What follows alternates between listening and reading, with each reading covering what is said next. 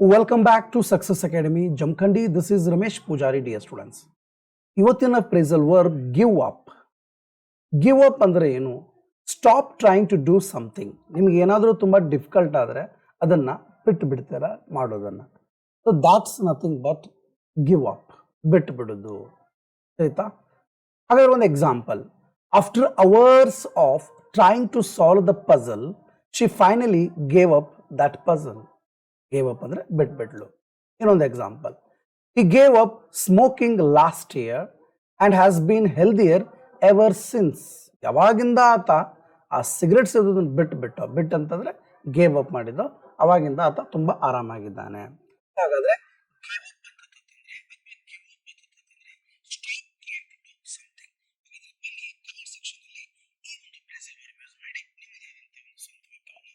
ಹೇಳಿರಿ. Thank you very much.